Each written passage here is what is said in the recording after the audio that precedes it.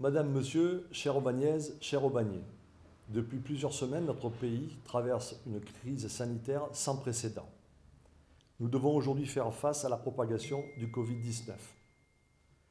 Dès le début de la crise, en tant que maire d'Aubagne, soucieux de la santé de mes concitoyens, j'ai demandé à mes services de mettre en œuvre les mesures de précaution pour garantir la continuité des services publics municipaux en toute sécurité.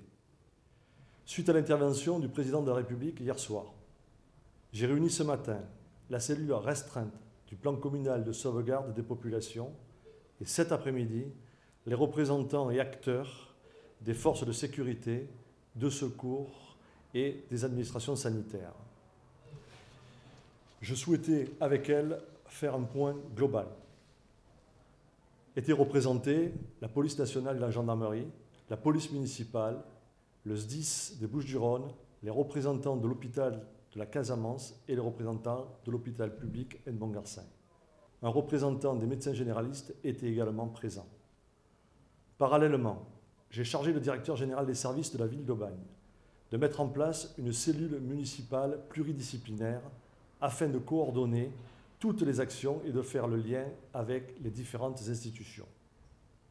Mardi prochain, je rencontrerai les représentants du monde éducatif. Partageant l'inquiétude des acteurs économiques de notre commune, j'organiserai également la semaine prochaine une réunion pour faire le point de leur situation. Conformément aux instructions du président de la République, les crèches et les écoles seront fermées dès lundi prochain, dès lundi 16 mars. Avec les services, nous étudions les solutions pour assurer la garde des enfants des personnels indispensables à la gestion de la crise sanitaire. J'ai demandé à tous les représentants de me faire connaître, pour la fin du week-end, le nombre d'enfants de ces personnels qui auront besoin d'être gardés. Les activités du périscolaire, les voyages scolaires et les classes découvertes ne sont pas maintenues. Pour protéger nos enfants, le centre de loisirs de Saint-Vincent-les-Forts sera également fermé. S'agissant des personnels seniors et des publics fragiles ou isolés, j'ai demandé aux agents du Centre communal d'action sociale, notre CCAS, de rappeler toutes les personnes vulnérables comme nous le faisons depuis le début de la crise. Les services d'aide à domicile et de soins infirmiers sont maintenus. La résidence pour personnes âgées applique les mesures indiquées par le gouvernement et les visites ne sont donc plus autorisées. Pour autant, nous mettons en place un dispositif téléphonique qui permet de rassurer les familles sur l'état de santé et le moral de nos seniors hébergés à la résidence. Par ailleurs, pour les personnes âgées maintenues à domicile, le CCAS poursuit le dispositif de lutte contre l'isolement lors de visites à domicile et par des appels téléphoniques réguliers. S'agissant des événements, le Premier ministre a annoncé en début d'après-midi l'interdiction de tout rassemblement de plus de 100 personnes. Cela nous conduit à annuler de ce fait un certain nombre d'événements comme le carnaval, le Festival international du film d'Aubagne et un certain nombre de manifestations sportives.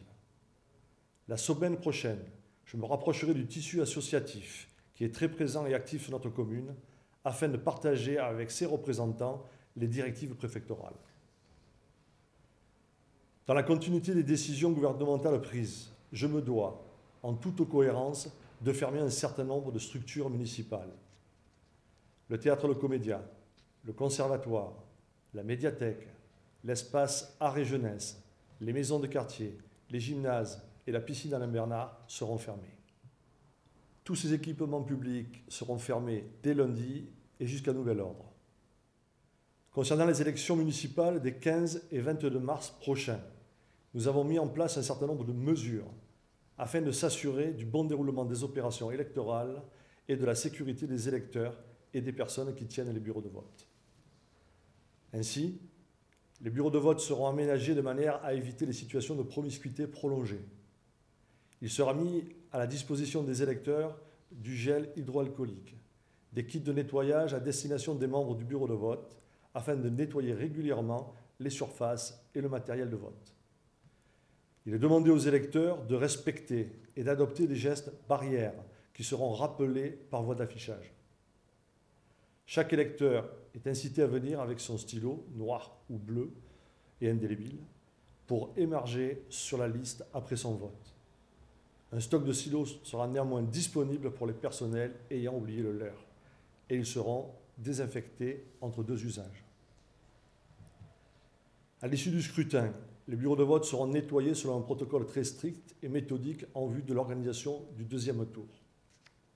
Ainsi, en cette période troublée, la ville d'Aubagne est très réactive et met en place toutes les mesures qui s'imposent pour vous protéger.